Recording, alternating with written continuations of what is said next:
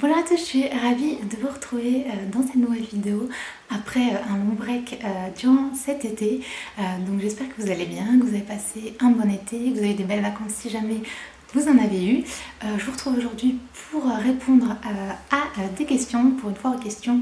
Je vous avais posé sur Instagram la possibilité de poser toutes les questions que vous vouliez pour faire donc une vidéo, donc ce qui est aujourd'hui. Et je voulais aussi bien sûr vous donner des nouvelles, l'avenir un peu de la suite des vidéos et tout ça. Du coup, tout d'abord, j'ai fait un petit break pendant l'été, c'était pas prévu à la base, mais en fait, l'élément déclencheur numéro 1 qui a décidé que j'allais arrêter de faire des vidéos cet été, c'était la canicule. Pour ceux qui ne savent pas, j'habite dans le sud de la France et j'ai déménagé en octobre dans un nouvel appartement ici. Il n'a pas la clim, je n'ai pas de ventilo et il a fait 40 degrés. Tout l'été, il a fait hyper chaud. C'était extrêmement dur. Pour mes jours de repos, j'étais comme ça, je ne pouvais rien faire.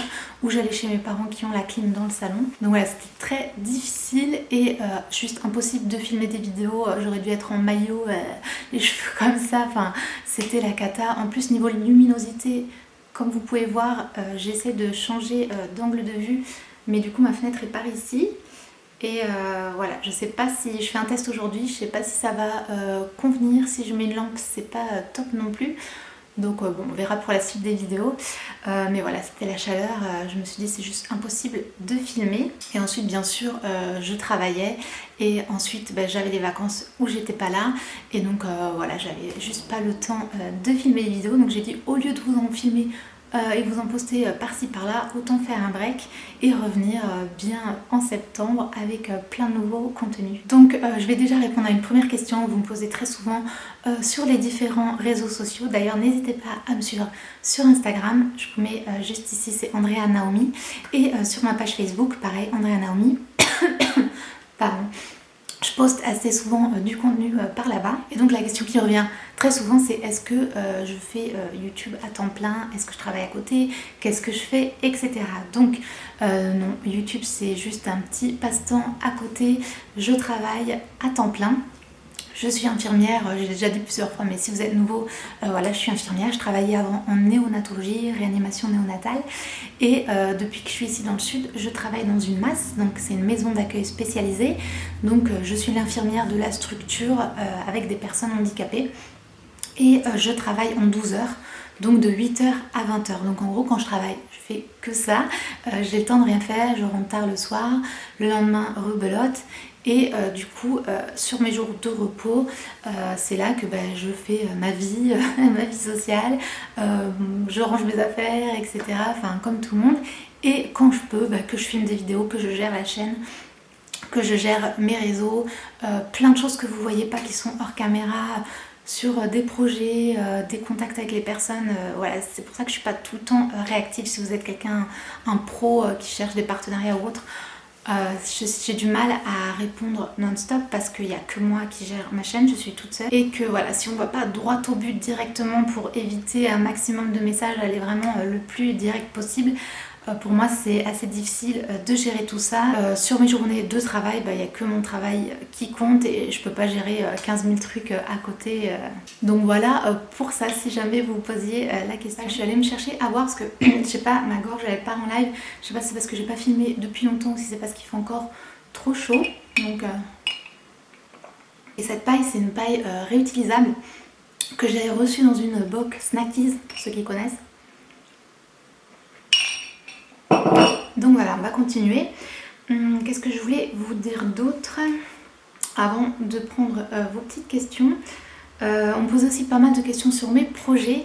Donc voilà, comme c'est des projets, je vais pas vous les confier tous comme ça depuis temps blanc. Mais oui, en effet, c'est aussi pour ça que je suis un peu plus absente sur YouTube. Parce qu'en plus de mon travail à temps plein, de ma vie de base, et YouTube et gérer tout ça, je travaille sur pas mal de projets qui j'espère vont voir le jour prochainement. Et voilà, ça prend du temps en plus. Et notamment aussi cette année, je travaille pas mal sur moi-même aussi pour me remettre en forme. Et par rapport à ça, je travaille aussi sur un projet en relation que vous verrez sur cette chaîne plus tard, dans le futur. Et voilà, ça me demande aussi du temps. Donc ça c'est un de mes projets. J'ai aussi pas mal de projets par rapport au Bible Journaling. Donc si vous aimez le Bible Journaling, surtout dites-le moi dans les commentaires si c'est un sujet qui vous intéresse, si vous en faites, si vous êtes intéressé par ça. Personnellement, ça me passionne, comme vous le savez. N'hésitez pas à me suivre sur Instagram, je partage pas mal sur ça. Donc différents projets par rapport au Bible Journaling et j'espère vraiment qu'ils vont pouvoir voir le jour prochainement. Et pour ceux qui me suivent sur Instagram, sur mon deuxième compte, parce que donc j'ai mon compte Andrea Naomi qui est en lien avec cette chaîne, qui est mon compte perso, qui voilà, je partage tout, du Bible Journaling, ma vie, des versets, etc. Et j'ai un deuxième compte qui s'appelle Healthy Happy Andy, qui est axé santé, bien-être, etc. Où je plein de choses par rapport à ça, la nourriture, le sport, etc. Et j'ai partagé là-bas aussi que j'avais eu mon diplôme de naturopathe. Donc comme je vous ai dit, je suis infirmière et j'ai fait une formation à distance de naturopathie que j'ai obtenue. Donc pareil, ça m'avait demandé un peu de temps. J'ai pas encore de projet direct par rapport à ça, même si bien sûr ça va venir dans le futur.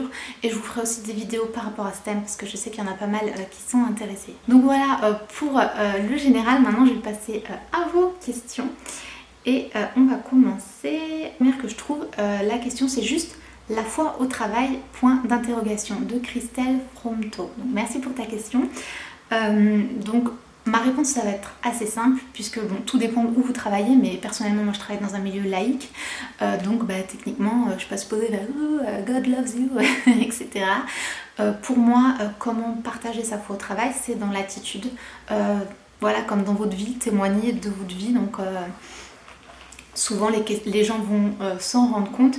Personnellement moi ça s'est fait très vite puisque quand j'ai passé mon entretien, j'ai précisé, j'ai fait mon entretien d'embauche, sur mon CV il y a écrit que j'ai fait une école biblique et j'ai aussi mentionné que je travaillais sur des blogs et des projets chrétiens et mes collègues étaient au courant, donc sans préciser que c'était YouTube directement, en fait ils l'ont découvert par la suite.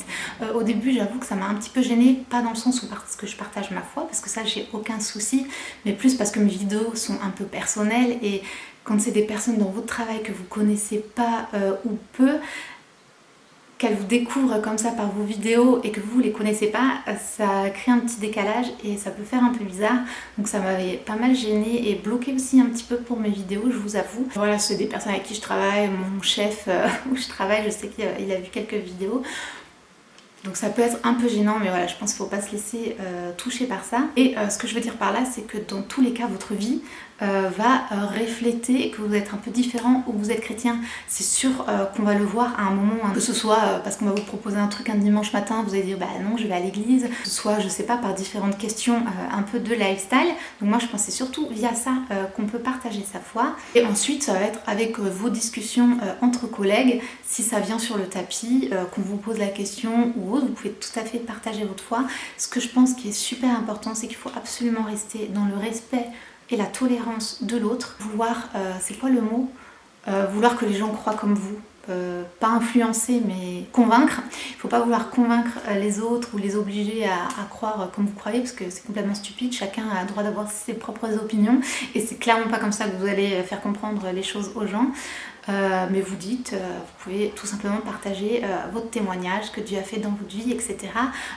Si c'est un échange, c'est vraiment voilà, un échange avec la personne, vos collègues, il n'y a pas de souci. Après je sais qu'on m'a aussi parfois demandé par rapport à mon travail d'infirmière et la relation avec les patients, donc là c'est pas des patients, c'est des résidents, comme je disais, donc voilà c'est laïque, donc non je vais pas parler de Dieu aux patients ou autres. Par contre quand je travaillais à l'hôpital, si jamais ça vient du patient et que lui me pose la question sur mes propres croyances personnelles, là oui je réponds sans problème. Donc voilà, respect, tolérance, le plus important, mais voilà, j'espère que ça a répondu à ta question. Ensuite j'ai de quelle église évangélique es-tu, baptiste, pentecôtiste, libre ou autre? Alors, si vous me connaissez un peu, vous savez que j'aime pas trop les étiquettes. J'aime pas trop quand on met les personnes dans des boîtes. Moi, ce que je crois, c'est ce qu'il y a écrit dans la Bible. Après, je comprends tout à fait qu'il y a des noms, des dénominations pour comprendre de quoi on parle, tout simplement. Ça aide aussi à comprendre si on s'y connaît, parce que des personnes qui pensent connaître, mais elles savent pas du tout. Mais si on s'y connaît un petit peu, quand on sait de quelle église on vient, on comprend un peu ce en quoi la personne croit. Je pense aussi que certaines dénominations, surtout dans le milieu protestant, même si je sais que c'est un peu des questions théologiques qui diffèrent sur différents points, je pense aussi qu'il y a une grande partie de personnalité. En fonction de l'église, comment est ta personnalité, tu vas plus te sentir accroché ou pas, en fonction de si tu es plus extraverti ou plus calme, posé, conservateur. Pour moi, du coup, c'est plus une question de lifestyle que de réelle croyance. Mais pour répondre à ta question, je suis protestante évangélique. Tout court, voilà. Je suis allée dans différentes églises de différentes dénominations sans souci, mais je corresponds à l'église protestante évangélique. Ensuite, une autre question. Et la question c'était, en fait, je vois pas. Désolée, j'ai pas donné ton nom. Ah si, Mona Kramer 87. Donc voilà, merci pour ta question. Maintenant, je vais passer à Lise Désir qui me demande: coucou, comment t'es venue l'idée de faire ta chaîne YouTube? Quelle a été ta motivation pour faire cela? Alors, j'ai toute une vidéo qui explique mais tout de A à Z de comment j'ai commencé, parce que j'ai commencé avec des blogs, quand les blogs ont été créés, donc quand j'avais 15 ans, donc ça fait super longtemps, c'était sur Skyblog pour ceux qui ont connu cette époque. Ensuite c'est devenu un blog mode et création pendant toutes mes études à Paris, et par rapport à ces blogs, j'ai voulu, en découvrant YouTube, parce que c'était tout au début quand les premières chaînes YouTube commençaient à éclore, c'était tout nouveau, j'ai voulu faire la même chose, mais j'avais pas le matos. J'avais pas d'argent du tout, j'étais étudiante complètement broke, comment on dit en français, sans le sou quoi. Et du coup, j'ai pas pu faire des vidéos, j'ai essayé. Et je crois qu'il y en a encore sur ma chaîne. Donc si vous allez au tout début de ma chaîne, vous remontez. Je crois que j'ai laissé en ligne une vidéo parce que je trouvais ça drôle, où je faisais, je sais plus, un haul ou un tuto maquillage. Et j'avais pas de son parce que la caméra que j'avais n'avait pas de son. Enfin, elle en avait, mais je sais pas, on n'entendait rien du tout. Et je crois qu'il n'y avait pas de prise pour mettre un petit micro à côté. Comme j'avais aucun moyen d'acheter autre chose, je sais pas, c'était une autre époque. Hein. Maintenant on dit vous prenez votre smartphone. J'avais pas de smartphone. Mon seul téléphone, c'était un vieux iPhone 3 que mon père m'avait donné. Et j'étais trop contente de l'avoir parce que je trouvais que c'était trop classe. Mais en fait, je pouvais pas mettre d'application dessus, ça ne marchait plus. Et la vidéo qualité était horrible, et pareil, le son ça ne marchait pas bien. Enfin, donc bref, voilà comment j'ai commencé. Et je t'invite à regarder cette vidéo où j'explique tout en détail. Mais tout ça pour dire que j'ai voulu partager ma foi de plus en plus sur mon blog et en faisant des vidéos. Et je ne savais pas trop comment m'y prendre. C'était quand j'habitais à Londres, quand j'ai commencé à filmer des vidéos avec la tablette de ma soeur. Pareil, remonter dans les archives, j'ai supprimé pas mal de vidéos, mais il y en a aussi quand même qui sont encore accessibles. N'hésitez pas à aller les voir, c'est marrant. Et j'avais vraiment cette idée qui germait en moi de plus en plus de partager ma foi, mais je savais pas trop comment faire. Et cette idée m'est venue en voyant quelques youtubeuses américaines qui faisaient des vidéos make-up, machin, comme d'habitude, mais dedans elle disait une fois oui je suis chrétienne, ou ah voilà ma Bible, ou autre, des trucs tout bêtes, tout simples. Et ça m'a vachement encouragée de voir ça, de voir des filles cool entre guillemets qui étaient chrétiennes, qui partageaient leur foi. Je trouvais ça génial, j'ai dit il faut que je fasse pareil. Et c'est seulement une fois que j'ai fait mon école biblique que je me suis sentie réellement appelée à faire ça. Voilà, je me disais, je me sens pas à l'aise d'aller dans la rue distribuer des tracts, Dieu vous aime, etc.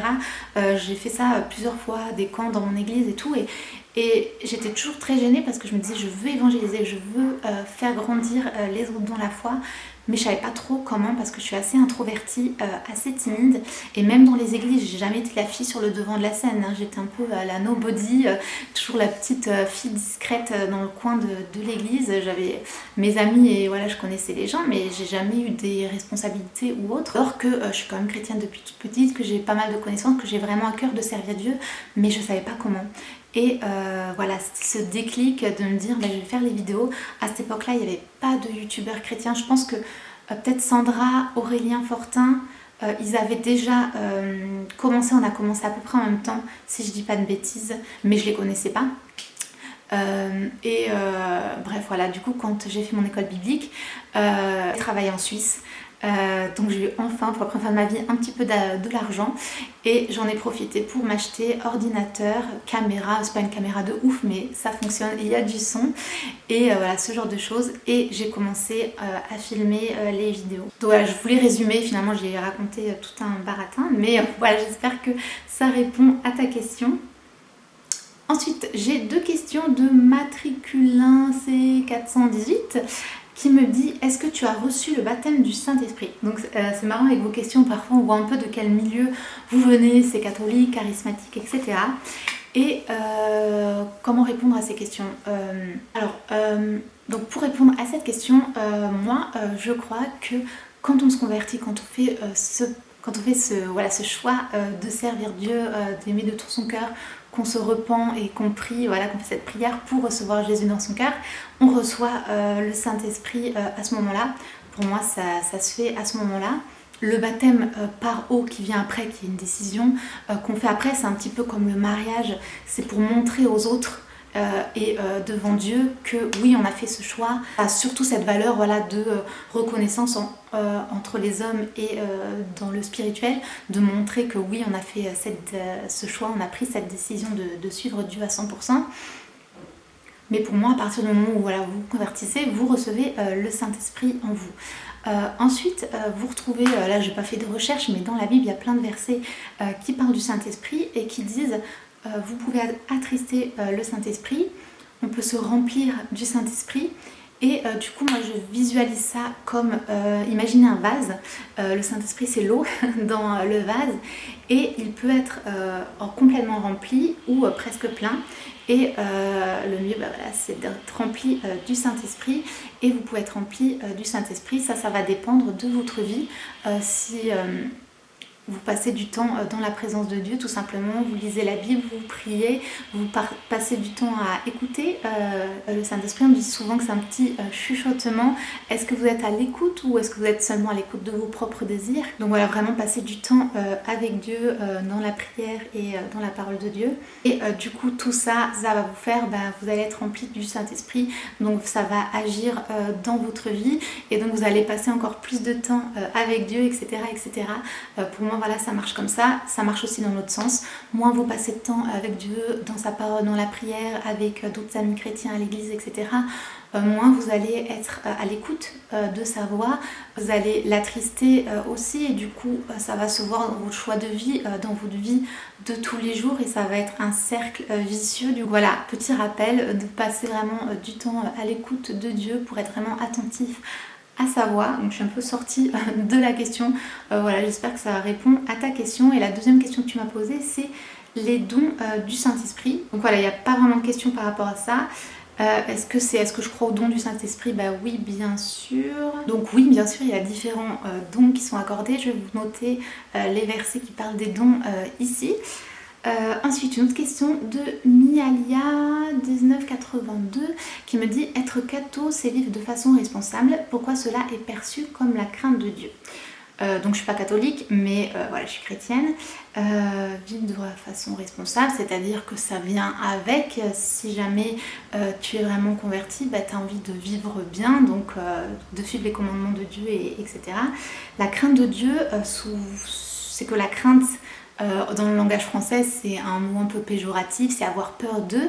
Et la crainte de Dieu dans la Bible, c'est pas craindre Dieu, c'est vraiment le respecter, se soumettre à sa volonté, avoir la foi en fait, croire que Dieu il veut le meilleur pour nous et vraiment lui faire confiance. Pas craindre avoir peur, mais c'est plus craindre se soumettre et le respecter. Oups, j'ai fermé. Alors ensuite,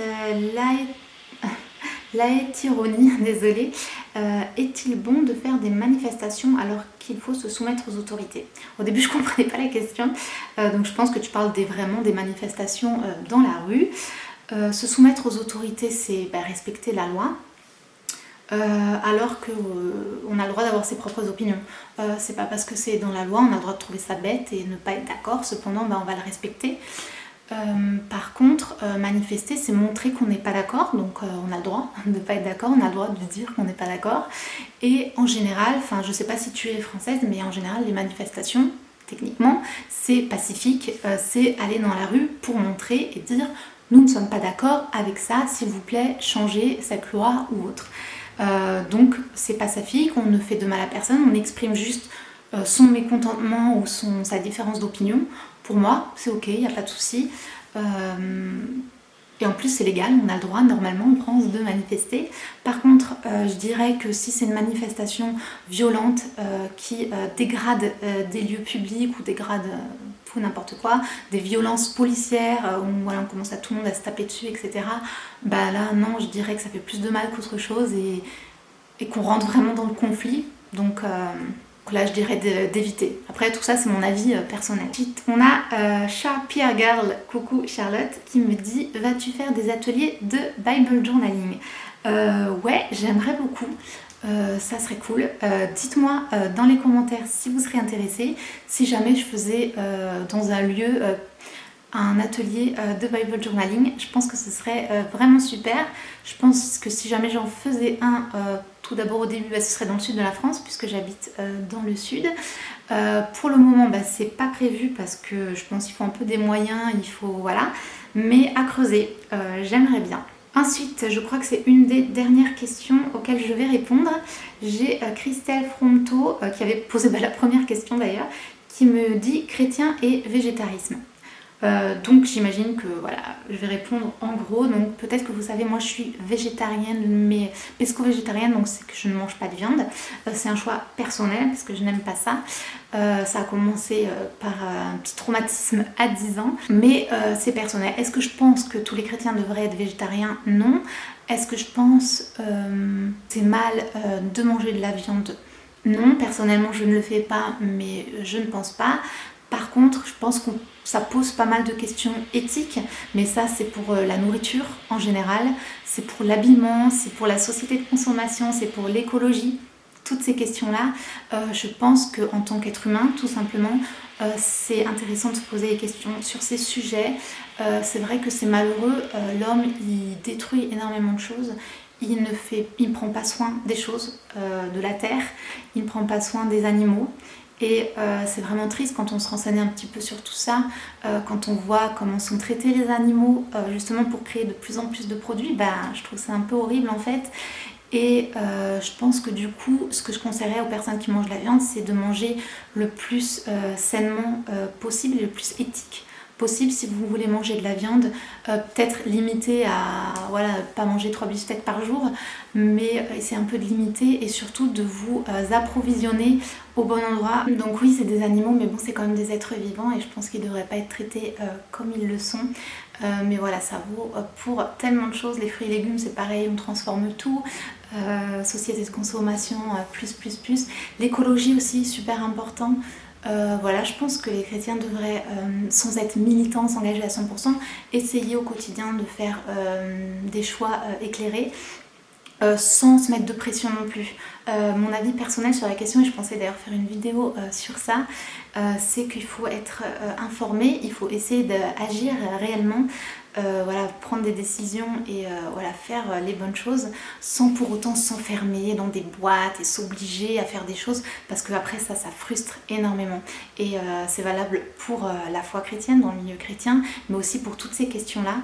Souvent on peut s'enfermer et beaucoup de gens d'ailleurs critiquent et jugent et moi j'ai commencé à entrer dans cet état d'esprit avec cette chaîne en faisant ces vidéos, en ayant des retours de certaines personnes un peu coincées, désolée mais voilà c'est le mot pour moi, et qui avaient des opinions en fait très arrêtées sur certains sujets et je respecte l'opinion de chacun mais il ne faut pas vouloir que tout le monde soit exactement comme soi-même parce que vous ne trouverez pas. Et non plus, si quelqu'un a une opinion un peu différente, ça ne veut pas dire que c'est complètement faux et mauvais. Je respecte différentes opinions. Je ne mange pas de viande, je respecte les gens qui en mangent. Et je conseille de peut-être faire attention et de manger mieux. Voilà, tu manges McDo tous les jours, c'est ton choix, c'est ta vie. Voilà, il faut essayer d'avoir plus de recul par rapport à ça parce que ça peut vraiment rendre malade et j'ai vu pas mal de gens dans leur vie qu'ils étaient tellement étroits soit par les avis des autres ou autres, ça correspondait pas à leurs propres valeurs et du coup ça a créé des conflits et ça a pété un moment ou un autre. Donc que ce soit sur ces questions ou autres, essayez par exemple vous voulez être végétarien, vous voulez arrêter de manger de la viande, mais de temps en temps, vous voulez vous offrir, je sais pas, je dis n'importe quoi, un steak ou autre, et bien faites-le. Ne soyez pas confrontés en se disant oh non, j'ai décidé d'être végétarienne donc je ne peux plus manger aucune viande. Si c'est quelque chose qui vous dérange, bah non. Pareil pour, je sais pas, la cosmétique bio ou naturelle. Moi, je suis très tournée vers le naturel, etc. N'empêche que si je vois un make-up d'une marque pas du tout naturelle qui me donne trop envie, je vais pas me bloquer. Je vais essayer d'être le plus possible bien naturel, santé, etc. pour plein de domaines de ma vie, mais je vais pas me bloquer en me disant ah non, surtout qu'est-ce que les gens vont penser, ah non c'est pas bien, etc. On s'en fiche des gens, d'accord. Faites-vous ce qui vous fait plaisir et essayez aussi d'agir au mieux, que ce soit pour les autres, la planète, les animaux, tout ça, essayez de faire au mieux. Donc voilà, je vais arrêter les questions là. En plus vous voyez il fait encore trop chaud pour filmer parce que ma caméra s'est arrêtée 2 fois pour surchauffe. Donc voilà, j'espère que cette vidéo retour foire questions vous a plu. Et je vous retrouve très prochainement pour de nouvelles vidéos. A très bientôt, ciao!